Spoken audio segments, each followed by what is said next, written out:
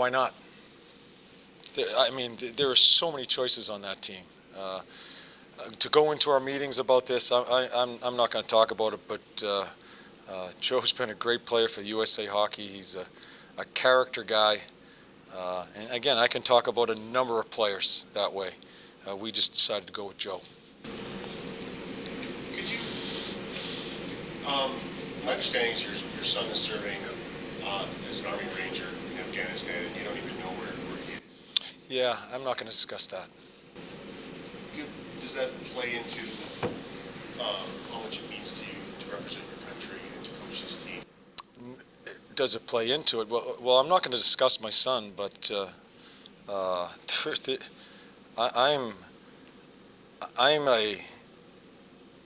I just watch what goes on and what the people do in the military, not just the military period, as far as what they do. That plays into it. So, yeah, but I'm not going to discuss my son. I know you won't say much about it, but can you confirm you had an Army Ranger speak to the team? We had an Army representative speak with our club today, yes. He was outstanding. Fantastic. John, there's no way I'm giving you information as far as what was brought in. I'm not talking about what happens in our locker room, especially in that type of situation. I'm not trying to be rude, but I'm not going to give out information as far as our locker room and that stuff. John, in terms of you've taken this, you've coached Team USA, you do it with pride. Why is it important to you to not only coach this team of talent, but do you want them to really feel that sense of national pride as they go play and represent the country? Is that an important part of what you want to get across? Well, I think that's an important part of this platform here. And it's not that I want them to. I know they do. This is a good group of guys. We have, as I said early on,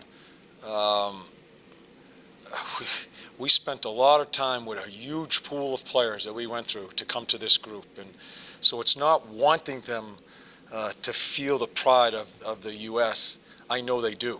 And certainly this is a platform with that. We're playing hockey. Other people are doing the real stuff. This gentleman that spoke to us this morning is doing the real stuff, life and death. We just want to give to our country in our little way. And quite honestly, we're entertainers. What this man talked about in our locker room, what he does, casts a huge shadow over us as far as what we're doing. But it's our situation. It's what we do as citizens and U.S. people, and so we just want to give, and it certainly is, in my mind, right from the get-go with this, about your country.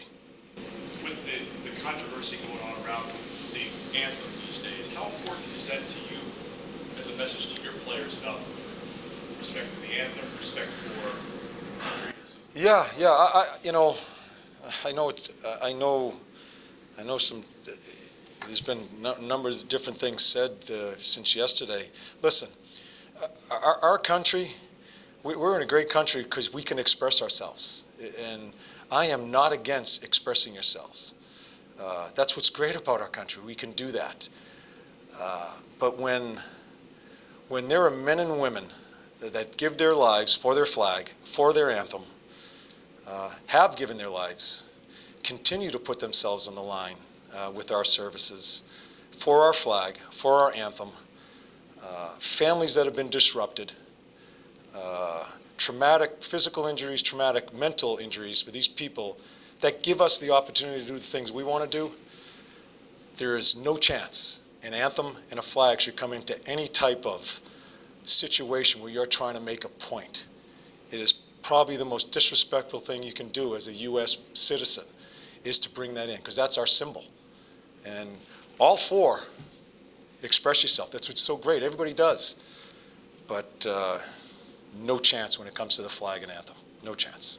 John, did you talk to your players at all about what you said yesterday, or did any of the players come to you and have anything as far as your stance on the anthem? I've had a number of people come to me, yes. And quite honestly, I woke up this morning and, I didn't realize, because I really don't listen or read any of your stuff or really pay too much attention to it. I'm kind of locked in here. But when I when I woke up and I had my phone, yeah. So some players have come to me, and yeah, I'm not backing off. I'll tell you right now. And I'm not. And try to understand me. I am not criticizing anybody for stepping up and putting their thoughts out there about things. And I am not. I'm the furthest thing away from being anything political. No chance I'm involved in that stuff. This is your anthem. This is your flag. That shouldn't come into play for a second. And it is. Not what these people do. You talked yesterday about Patrick Kane and his maturation. You've seen him obviously at different points of his career. To name him in not only as part of the leadership, but give him an A. Deserves it. Yeah. In what way is he different? In what way has he matured, do you think? And why do you feel that he's one of those guys who should be wearing that? Yeah, and Scotty, to me as a coach, it's a kind of a twofold thing. He's probably one of our greatest players. You know, he is probably one of the best players in the world. I like him. He's a different cat. He's done some crazy things along the way. We've all been caught in some situations, but he stood in there. And I don't coach him, but I watch him during our year, and I listen to him, and I see a maturity about him. I can't get into too deep into that, but I want him to take more responsibility now. I think he's ready for more responsibility as a leader of a USA team, where before was Kaner, go play, and he's really good at it. But I think he's ready for more responsibility, and I want to give him the opportunity because I think he deserves it. Any closer on John knowing he's starting over? No idea. No idea. Not after watching them today. They're all good. John, how do you coach differently than a group of stars like this compared to the Blue Jackets? You have 19-year-old rookies and maybe 30-year pros trying to make their first team. What's different about your coaching and training? Well, the whole situation's different too, in where they're giving us their time right now for their NHL camps and all that, and I think the teaching that will go into our camp as a NHL team, let's say the Blue Jackets that I coach, we're in such a small little area of a camp here to get ready for the World Cup. There's only so much teaching. I just want to give them a foundation and not really beat them up with all the details, because you can really get lost a little bit, and you forget about you need to let them play. These are some of the best players in the world on all teams.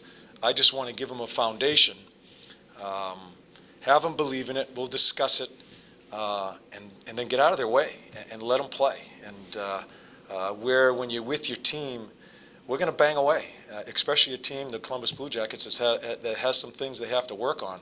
We're going to really bang away and grind away at the details of it daily. Right here in this situation, foundation, and keep it short and succinct, and then let them play. It's about them. This World Cup's about them. It's not about overcoaching. Is that easier to do when you have so many captains or leaders? Yeah, it is. I mean, for me, it's been so much fun for me just the past days, just to watch some of the skill. I watched our power play today, and I'm looking at some of these guys, and it's fun to watch. And for me, you interact with them, you learn from them, you ask them what they're seeing. Something goes on in a practice, and it'll go on here the next month. You're showing some video of your last game you played, and maybe you want them to do that, but then you listen to them and see how creative they really are. And they tell you something, and it's happened to me a number of times already where I didn't even think of that. That's why they're doing what they're doing, and I'm doing what I'm doing, and because they have that creative mind, and they have that skill. So that's been fun. Hey, John, just to clarify, you mentioned earlier that several players did approach you about your comments, and you were saying you were a little bit caught off about how big of a thing it had become. Were they supportive of you, or did you have to explain? Yeah. Everyone was supportive? Yeah. I don't know what's being written out there. I really don't care. I really don't care. I don't. I feel very strongly. I feel very strongly of being able to say what you want to say in your way about you're upset about things. you're dead on. You have that right to do that. But to bring that flag and anthem into it and drag that down, no way. So I feel strongly both ways. Okay. Good. Thank you. Thanks, sir. That is